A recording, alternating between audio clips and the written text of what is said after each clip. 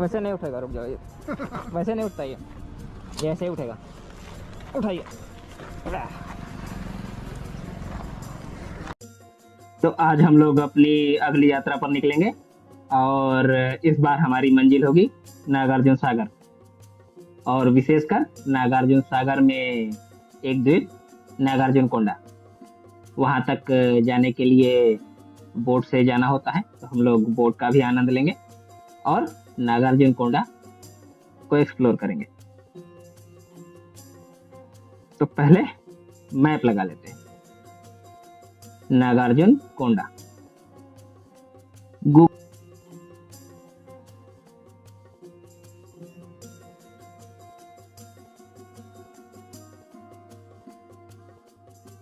अभी तो बता रहा है कि नागार्जुन कोंडा का म्यूजियम 4:45 तक खुला रहता है, यानी शाम के 4:45 तक ये खुला रहेगा। और अभी बज रहे हैं लगभग 9:30। तो गूगल तो कह रहा है कि हम 12:30 बजे तक पहुंच जाएंगे, लेकिन शायद हम लोग 1 घंटे के आसपास बीच में ब्रेक भी लेंगे, तो 1:30 बजे तक हम लोग वहां पहुंच जाएंगे। तो हेलमेट पहन लीजिए और चलिए हमारे साथ।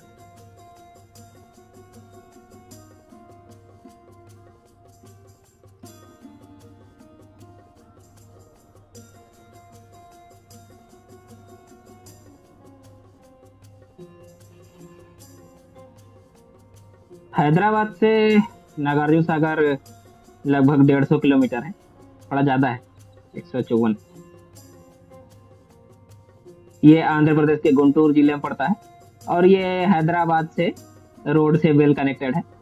आप पब्लिक ट्रांसपोर्ट से, यानी कि बस वगैरह से भी वहां तक आसानी से जा सकते हैं।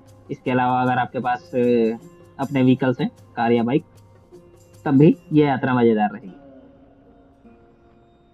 पहले थोड़ा शहर से बाहर निकल जाते हैं, फिर बातचीत करते हैं।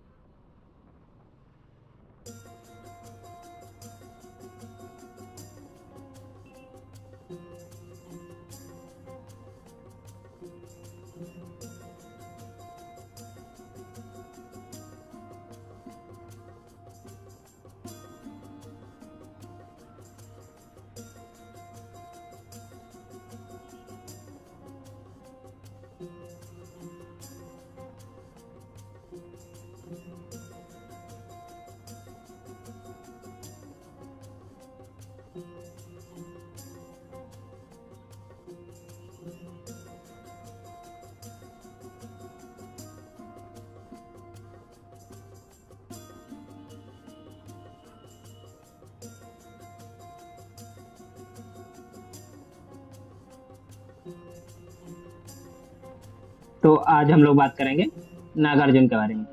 नहीं, वो वाले नागार्जुन नहीं जिन्होंने बादल को घेरते देखा था। ये आचार्य नागार्जुन है।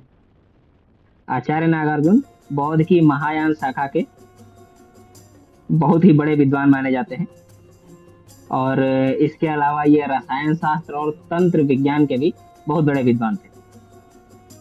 इन्होंने बौद्ध दर्शन की माध्यमिक कारिका ग्रंथ की रचना की है और शून्यवाद के दर्शन का प्रतिपादन किया है।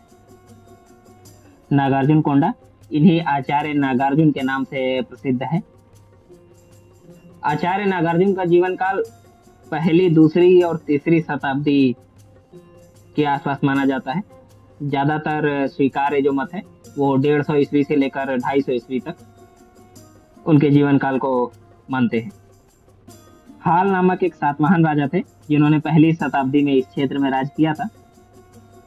उन्होंने आचार्य नागार्जुन के लिए श्री पर्वत पर एक विहार बनवाया था। यहाँ से 9 बौद्ध स्तूपों के अवशेष लगभग 50 वर्ष पूर्व उत्खनन किए गए थे। ये इस नगर के प्राचीन गौरव एवं ऐश्वर्य के साक्षी हैं। उत्खनन से प्राप्त यहाँ के अवशेषों में एक स्तूप, 2 चैत्य और एक विहार शामिल है। हम लोग आज इन सब चीजों को भी वहां जाकर देखेंगे।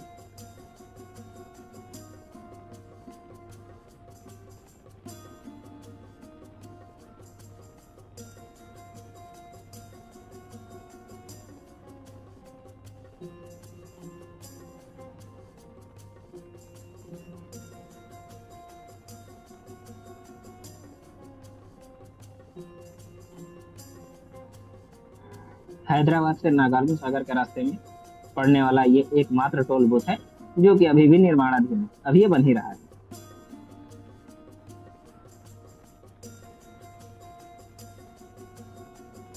तो वास्तव में जब 1960 के दशक में नागार्जुन सागर डैम का निर्माण हो रहा था, तो ये पूरा क्षेत्र जलमग्न हो गया था। और उससे पहले एएसआई ने, यानी कि भारतीय पुरातत्व सर्वेक्षण विभाग ने बौद्ध अवशेषों को इस पूरे क्षेत्र से इकट्ठा करके नागार्जुन कोंडा नामक जो द्वीप है उसमें स्थित संग्रहालय में सुरक्षित रखा है। हम लोग आज उस संग्रहालय का भी भ्रमण करेंगे और आपको दिखाएंगे कि उस संग्रहालय में कौन कौन सी चीजें रखी हैं जो महायान बौद्ध शाखा से संबंधित हैं। तो जब तक आप लोग इस रोड ट्रिप में रास्तों का आनंद ले रहे हैं, वैसे रोड ट्रिप भी अपने आप में मजेदार होता है। कभी ऐसे ही बाइक पे या कार पे निकलिए और अपना पसंदीदा संगीत लगाइए और लंबी ड्राइव पर चलते जाइए चलते जाइए। कम से कम मेरे साथ तो ऐसा होता है कि मैं एक अलग ही ध्यान की अवस्था में चला जाता हूँ जब भी ऐसे लॉन्ग ड्राइव या लंबी यात्राओं पर निकलता हूँ। तो जब तक आप लोग रास्तों का आनंद ले रहे हैं, एक कहानी सुनाते हैं। ये कहानी आचार्य नागार्जुन के बारे में ही है और इसको ओशो ने सुनाया था एक बार। ये कहानी आचार्य नागार्जुन के दर्शन शून्यतावाद के बारे में है। तो कहानी कुछ यूं कहती है। एक युवक भिक्षुक नागार्जुन के पास आया और उसने कहा कि मुझे मुक्त होना है और इसके लिए मैं मरने के लिए भी तैयार हूं, बस मुझे मुक्ति चाहिए। तो नागार्जुन ने उस युवक को देखा और कहा, ठहर जाओ, तुम मुक्त हो जाना, पहले उसके लिए एक 2-3 दिन का छोटा सा प्रयोग करते हैं, फिर देखेंगे।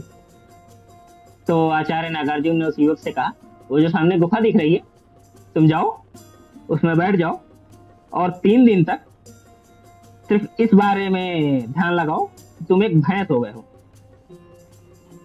तो युवक ने थोड़ा सा चिंतित स्वर में कहा, भैंस, लेकिन इसका मुक्ति से क्या संबंध? तो आचार्य नागार्जुन ने कहा, वो हम बाद में देखेंगे, 3 दिन बाद सोचेंगे कि इसका मुक्ति से कोई संबंध है कि नहीं। अभी तो तुम जाओ, गुफा में बैठो, बिना खाए बिना सोए 3 दिन तक सिर्फ ये सोचना है कि तुम भैंस हो गए हो। और अगर तुम इसमें सफल हो गए तो मुक्ति बहुत आसान चीज है, मरने होने की कोई जरूरत नहीं, तुम 3 दिन बाद मुक्ति हो जाओगे। तो उस युवक ने नागार्जुन की बात मानते हुए 3 दिन तक बिना खाए बिना सोए ध्यान में बैठा रहा और सिर्फ एक ही बात सोचता रहा कि मैं भैंस हो गया हूं। अब अगर 3 दिन तक कोई ये सोचता रहा है कि वो भैंस है, तो फिर वो भैंस जैसा ही होने लगता है। एक भ्रम पैदा होता है कि मैं भैंस हूं। तो जब 3 दिन तक वो इस ध्यान में बैठा रहा और जब तीसरे दिन उसने सुबह आंखें खोली और देखा, तो वो घबरा गया कि वह तो भैंस हो गया है।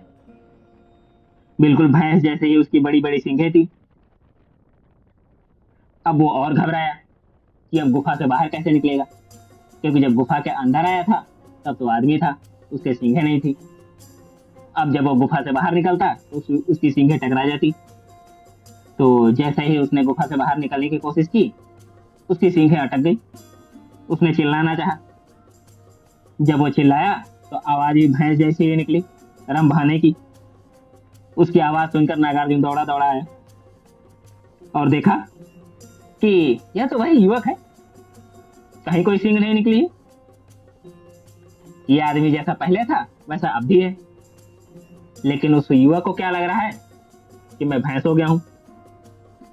वास्तव में ऐसा ही होता है। जब हम लगातार किसी चीज के बारे में सोचते रहते हैं तो हमारे पूरे अस्तित्व पर वो छाने लगता है और वो हमें एक भ्रम जाल में डाल देता है। नागार्जुन द्वार पर खड़ा हंसने लगा। वह गुफा के अंदर आया और युवक को पकड़ के जोर से हिलाया। युवक का ध्यान टूटा और उसने आसपास देखा, अरे भैंस तो कहीं है ही नहीं और मैं फिर से पहले जैसा आदमी का आदमी हूं। तो वह युवक थोड़ा शर्मिंदा भी हुआ। तब नागार्जुन ने कहा, बस यही मुक्ति है। भैंस से मुक्त होने का उपाय यह है कि तुम अपनी आंखें खोल लो और भ्रम से बाहर आ जाओ, और ये देख लो कि तुम वो नहीं हो जो तुम खुद को समझ रहे हो, और तुम मुक्त हो गए। तो बुद्ध ने कहा था, और बाद में नागार्जुन ने भी ये समझाया, कि असत्य को असत्य की तरह देख लेना ही मोक्ष है, और यही शून्यतावाद।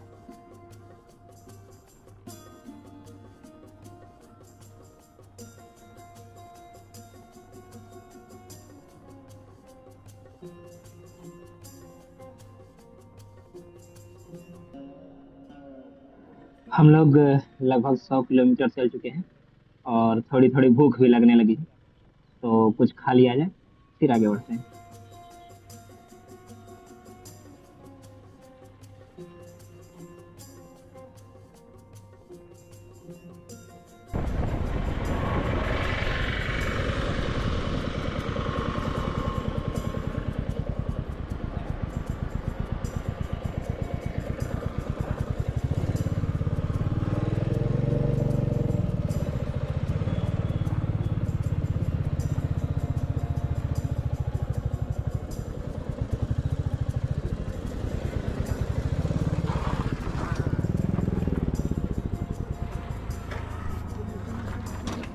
वैसे नहीं उठेगा, रुक जाओ, वैसे नहीं उठता ये ऐसे ही उठेगा।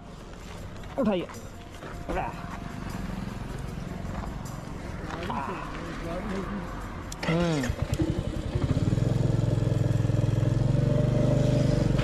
हार्ड पैनियर भगाने का ये फायदा तो है कि गाड़ी पूरी तरीके से कभी गिरती नहीं।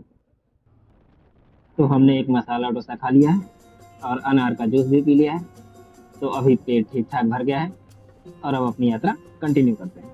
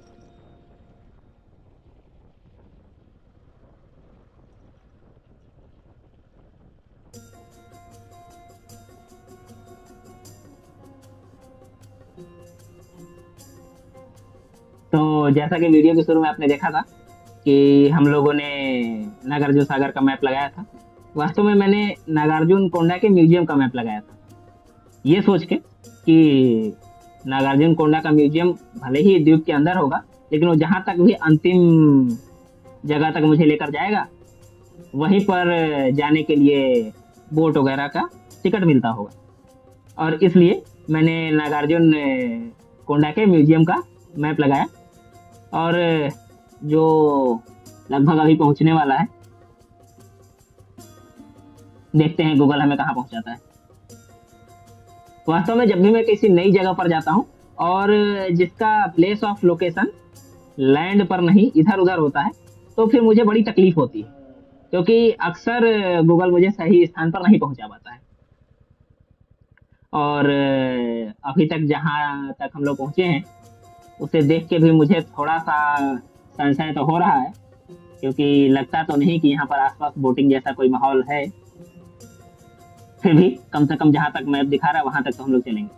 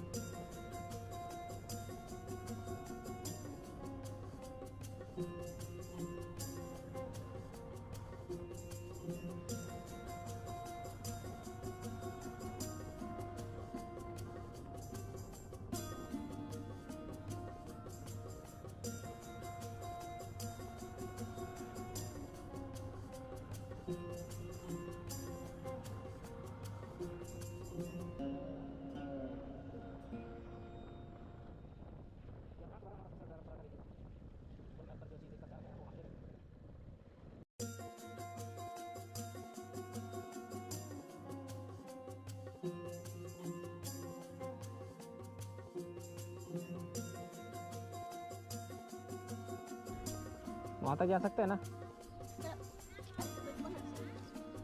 బైక్ ఇక్కడ పార్కింగ్ చేస్తాం. ఉన్నాయి ఇతరం జ్యూస్ తాగుతారా బాబు? జ్యూస్ తాగుతారా? పార్కింగ్ ఎక్కడ? రెడీగానే ఉన్నాయి. बाइक उन्ना बाइक है उधर లోపలికి అలవలేదు. లోపలికి उधर ना उधर उधर సారా ఆయన इसका జ్యూస్ కిలో कम जहाँ तक मैप दिखा रहा है वहां तक हम लोग चलेंगे। और ये अम्मा अपना जूस बेचने के लिए हमारी गाड़ी यहाँ पर पार्क करवाना चाहती हैं, लेकिन मैप चूंकि हमें थोड़ी दूर और दिखा रहा है और सामने मुझे रास्ता दिख भी रहा है, तो हम लोग आगे जाएंगे और अभी जूस नहीं पिएंगे। और जो आशंका मैं पहले जता रहा था वो बिल्कुल सही है। गूगल ने अंतिम बिंदु तक हमें जहाँ तक पहुँचाया है, ये म्यूजियम या म्यूजियम का स्टार्टिंग पॉइंट तो बिल्कुल भी नहीं है। यहाँ आसपास बोटिंग भी नहीं है, और सामने जो गेट दिखाई दे रहा है वो म्यूजियम का नहीं बल्कि पावर हाउस का है। Telangana power corporation of India, Nagarjuna Sagar power house. तो भाई साहब, गूगल ने एक बार फिर से हमें धोखा दे दिया है, और अब हम लोग क्या करेंगे? अब हम लोग लोकल गूगल का प्रयोग करेंगे, यानी कि आसपास के लोगों से पूछेंगे और जानेंगे कि हमें जो जहाँ जाना है उस जगह का रास्ता कहाँ है। अब चूंकि मेरा तेलुगु में हाथ थोड़ा सा तंग है, मतलब थोड़ा ज़्यादा ही तंग है, बस थोड़ा बहुत ही कुछ समझ पाता हूँ, इसलिए लोकल हेल्प लेने में थोड़ी दिक्कत होती है। लेकिन फिर भी लोग अपनी तरफ से एक्स्ट्रा एफर्ट करते हैं और मेरा काम बन जाता है। आइए प्रयास करें। अब हम लोग लोकल गूगल का प्रयोग करेंगे, यानी कि आसपास के लोगों से पूछेंगे और जानेंगे कि हमें जो जहाँ जाना है उस जगह का रास्ता कहाँ है। एक मिनट को है भाई, एक मिनट यार।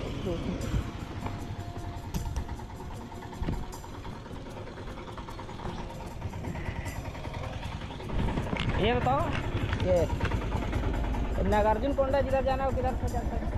नागार्जुन कोंडा, हाँ बोट में जाना है। हाँ बोट में जाना है। म्यूजियम भी है ना उधर? हाँ किधर रहता हूँ? हाँ टाइम है अभी, हाँ अभी 20 मिनट टाइम है। सीधा ऐसा लेके सीधा ऊपर जाना, हाँ जाते रहे तो चढ़ाव चढ़ते रहते, लेफ्ट साइड में हरिता विजय विहार हाँ रहता, इसके अंदर चले। ओके, कितना दूर है अभी? यहाँ से तो आता है 2-3 किलोमीटर आता। 2-3 मिनट? हाँ 2 किलोमीटर समझो। इधर से ही जाना है? हाँ, ये रास्ता जो है ना मेन रोड, हाँ। मेन रोड पकड़ के सीधा चले जाना, हाँ जाते रहे तो लेफ्ट साइड में हाँ चढ़ाव चढ़ते रहते, लेफ्ट में रहता ओके हरिता विजय विहार, अंदर चले। ओके। उधर से बोट करके उधर जाते हैं ना? हाँ उसके अंदर गए तो वहाँ पे वो टिकट देते, टिकट ले लो, गाड़ी लेके नीचे चले जाओ, पार्किंग में लगा दो, बोट में बैठो चले जाओ। अभी कितने बजे तक ओपन रहता है? 1:30 साढ़े वो तो हो गया 1:30 लास्ट। 1:30 लास्ट है। अच्छा लेट हो गया यार। ओके ठीक है, थैंक यू।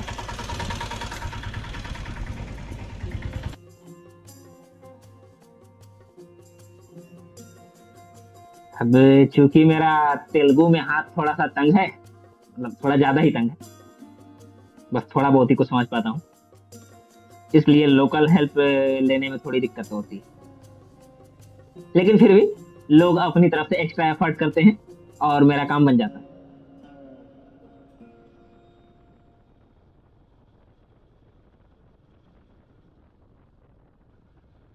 नागार्जुन कोंडा के लिए जहाँ से बोट जाती है वो असल में एक रिजॉर्ट है, हरिता विजय विहार। इस नाम को ध्यान से सुनिए और नोट कीजिए, क्योंकि अगर आप नागार्जुन सागर आ रहे हैं तो आपके लिए ये नाम बहुत इंपॉर्टेंट है, हरिता विजय विहार। क्यों? क्योंकि नागार्जुन कोंडा जाने के लिए बोट इसी बिहार के अंदर से जाती है, और ये रिसर्च मैं आने से पहले नहीं कर पाया, इसलिए इस परेशानी में अभी हूँ।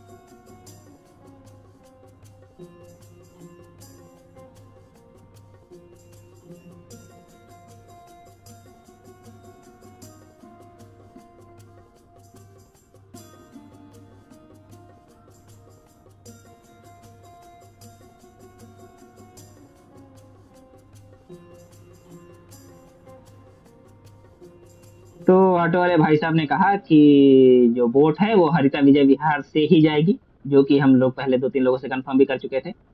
लेकिन डिस्टेंस के बारे में सभी लोग कंफ्यूज हैं। उसने जो पहले मिला था वो कह रहा था 2-3 किलोमीटर है, ये भी शायद 2-3 किलोमीटर ही बता रहा था। लेकिन गूगल जो हरिता विजय विहार का डिस्टेंस बता रहा है वो लगभग 8 किलोमीटर है। एक विशेष बात जो पता चली वो ये कि नागार्जुन कोंडा के लिए जो अंतिम बोट जाती है उसका टाइमिंग 1:30 है, यानी कि 1:30 बजे। 1:30 बजे तक हमें वहां पहुंच जाना है, तभी हम नागार्जुन कोंडा जा सकते हैं। अच्छा, ये अब एक बड़ी समस्या हो गई। ये हरिता विहार किधर रहता है? स्टेट है नागार्जुन कोंडा है ना उधर नागार्जुन कोंडा टिकट मिलता है ना बोटिंग का?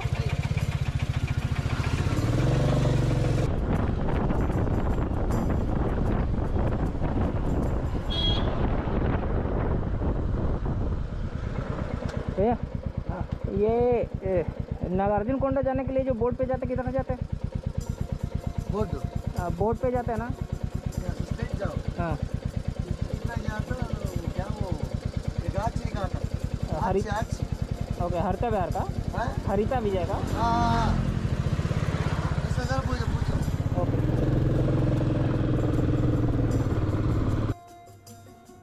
अच्छा, ये अब एक बड़ी समस्या हो गई। एक तो यार काफी लंबी यात्रा करके हम लोग आए हैं, और अगर वहां जाने को नहीं मिला तब तो पूरा मिशन ही फेल हो जाएगा। फिलहाल उम्मीद का दामन थामे हुए, क्योंकि ऑटो वाले ने कहा 1:30 बजे तक, तो शायद अभी 1:20 हो रहा है। 8 किलोमीटर तो हमारा काला चेतक हमें पहुंचा देगा शायद 10 मिनट में, और रोड भी यहाँ की खाली ही है।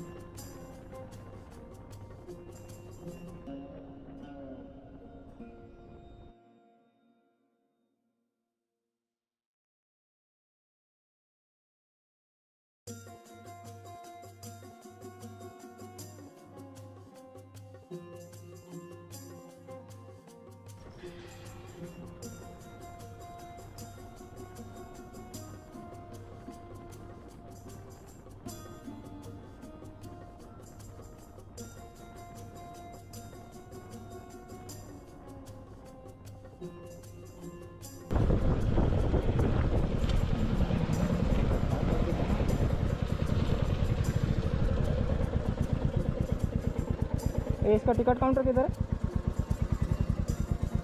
ओपन है बंद है? हाँ बोटिंग का। इधर क्या है? ओ,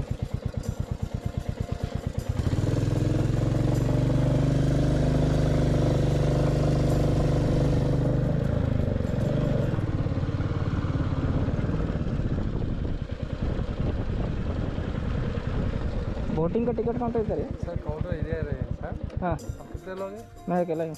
एक आदमी। हाँ 140 की टिकट इशू करा सर। ओके। अब वेट करो सर। टाइमिंग है कुछ क्या? हाँ टाइमिंग है लास्ट टाइमिंग क्या? 140। 1:30 यार यही। मैं लेट तो नहीं हो गया? थोड़ा आगे रखो sir. I am not let ना? हाँ नहीं हो जाता ना अभी 20 मिनट है। ओके। तो फाइनली हम लोग हरिता विजय विहार पहुंच चुके हैं, और जैसा कि इन भाई साहब ने बताया अभी भी 5 मिनट बचा हुआ है, तो हम लोग को बोट का टिकट मिल जाएगा और हम लोग सफलतापूर्वक नागार्जुन सागर का भ्रमण करेंगे। तो वीडियो के अगले पार्ट के लिए चैनल पर बने रहिए और अपने सुझाव कमेंट में हमें बताइए।